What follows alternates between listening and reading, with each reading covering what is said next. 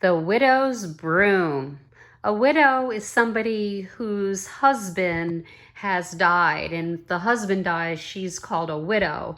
And there's her broom, and the author is Chris Van Allsburg. Remember that name. His illustrations of his books are always so cool and so neat, although his stories tend to be a little creepy, but we'll see. These are a little longer, not easy readers, but we'll see if you like this story.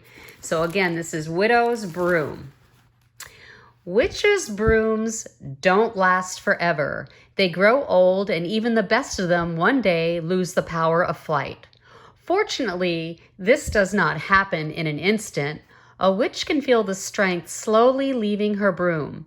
The sudden bursts of energy that once carried her quickly into the sky become weak. Longer and longer running starts are needed for takeoff. Speedy brooms that in their youth outraced hawks are passed by slow flying geese. When these things happen, a witch knows it's time to put her old broom aside and have a new one made. On very rare occasions, however, a broom can lose its power without warning and fall with its passenger to the earth below, which is just what happened one cold autumn night many, many years ago. So there's somebody whose broom lost power in mid-flight. Out of the moonlight sky, a dark cloaked figure came spinning to the ground. The witch, along with her tired broom, landed beside a small white farmhouse, the home of a lonely widow named Minna Shaw. At daybreak, Widow Shaw discovered the witch lying in her vegetable garden. She was bruised and bloody and couldn't stand up on her own. In spite of her fear, and because she was a kind woman, Minna Shaw helped the witch inside and put her to bed. And there's the witch. The witch asked Minna Shaw to draw the curtains, then wrapped herself tightly in her black cape and fell soundly asleep. She lay there perfectly still all day and all evening. When she finally awoke at midnight, her wounds had completely healed. She rose from the bed and moved silently through the widow's house.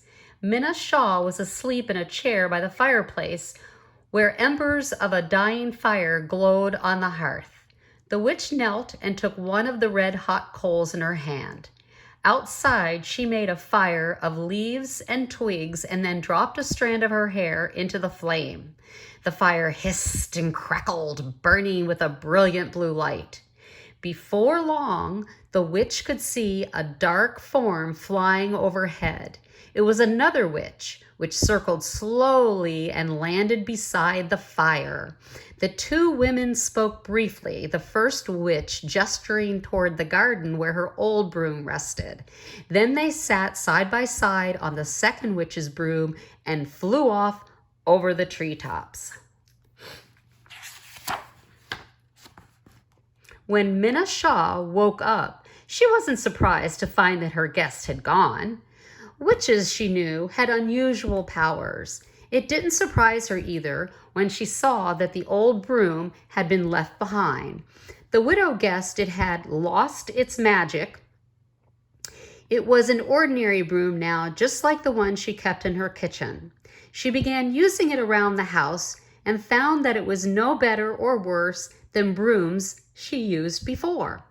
One morning, Minna Shaw was still in bed when she heard a noise coming from the kitchen. She peeked in and saw something that made her heart jump. There was the broom sweeping the floor all by itself. It stopped for a moment and turned to the widow, then went back to work.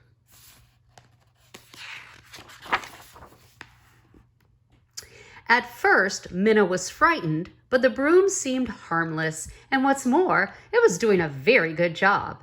Unfortunately, it swept all day long. In the evening, to get some peace, she locked the broom in a closet. But when it tapped on the door for more than an hour, Minna felt guilty and let it out.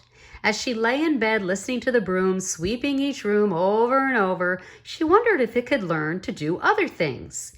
In the morning, she led the broom outside and found out that it was a very, very good student. She needed to show it how to do something only once. Soon the broom could chop wood and fetch water, feed the chickens, and bring the cow in from the pasture.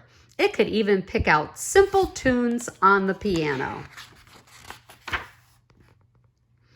Not a week passed before the widow's neighbors, the Spivies, found out about the broom. Their farm was just down the road, the only other place around. It was one of the 8 Spivey children who saw the broom first. When the boy told his father, Mr. Spivey ran straight across the road to the widow's house. "Is it true?" he demanded.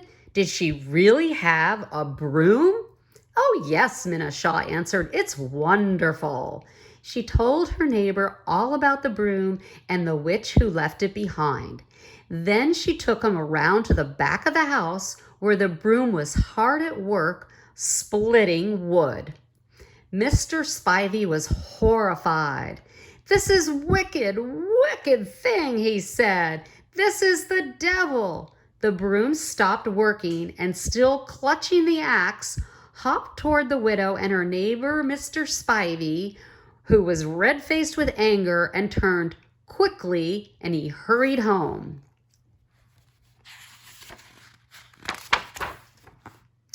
Soon, more distant neighbors heard about the broom and visited the widow's farm. The men who saw it seemed to agree.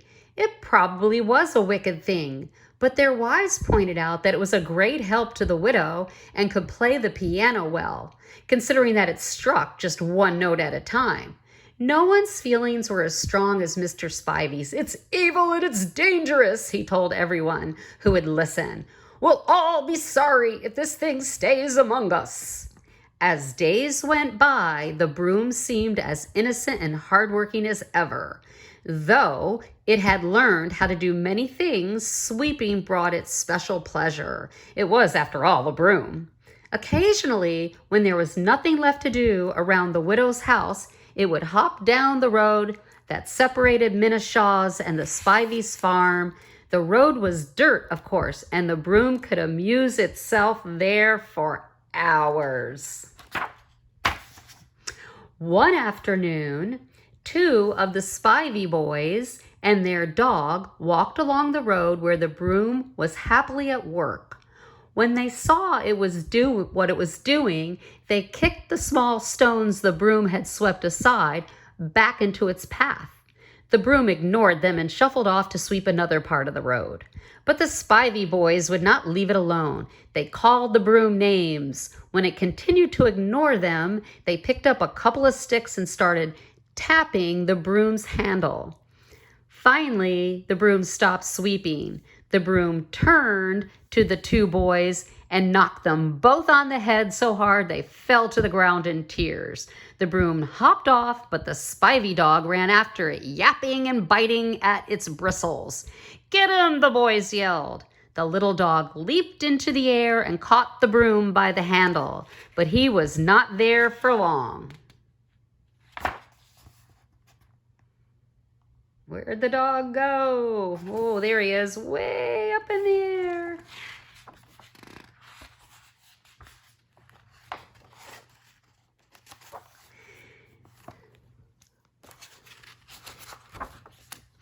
That evening, Mr. Spivey drove his wagon up to the widow's house. He was not alone. 3 men from neighboring farms were in the wagon along with a long wooden stake and coils of rope. Mr. Spivey knocked loudly. When she opened the door, Minna was frightened by what she saw. "We've come for the broom," her neighbor told her. "It's beaten my sons and likely done worse to my dog. The poor animal was nowhere to be found." The widow could tell by their faces that the men would not be leaving without her broom. There was nothing she could do to stop them. For a moment, she stood silently, then answered, "Of course you are right. If it could do such a thing, we must get rid of it. She led the men into her kitchen. It sleeps in here, she whispered, pointing to a closet. If you move it carefully, it will not wake up. The men knew how strong the broom was and hoped the widow was right. They opened the closet door, revealing the slumbering broom. One of the farmers took it out and gently held it against the stake, while the others wrapped it in yards of rope. They carried the broom outside, drove a stake into the ground, and gathered straw around it. Mr. Spivey lit the fire. In no time, flames turned the broom to ashes. Life soon returned to normal around the widow's farm. The Spiveys even found their dog, healthy but hungry, caught in the branches of a tall spruce tree. Then one morning, Minna Shaw called on her neighbors with frightening news. She had seen the ghost of the broom. It was as white as snow and moved through the woods at night carrying an axe. Mr. Spivey did not believe her, but that night, under a full moon, he watched from a window as the broom's white ghost came out of the woods and slowly circled his house. The next night it returned, circling even closer, and the night after it came again, tapping the axe lightly on the Spivey's door. There's the broom and the axe. The ghost of the broom. The next morning, Mr. and Mrs. Spivey packed their dearest possessions and 8 children into their wagon. Mr. Spivey tried to convince the widow to leave with them, but she chose to stay behind in her little farmhouse. She went down to the road as the wagon pulled away and waved goodbye to her neighbors. "You're a brave woman," Mr. Spivey called out. That evening, the widow fell asleep in her chair by the fire. She'd been listening to music. Simple tunes played, one note at a time on the piano. A gentle tap on the shoulder woke her. She looked up and smiled at the broom. Not a ghost at all, but still covered with a coat of white paint she had given it. "You play so nicely," Minna Shaw said, and the broom bowed, put a log on the fire, and played another tune. Isn't Minna Shaw clever? She scared them by making the neighbors think it was a ghost of a broom. And that is the story of The Widow's Broom by Chris Van Allsburg.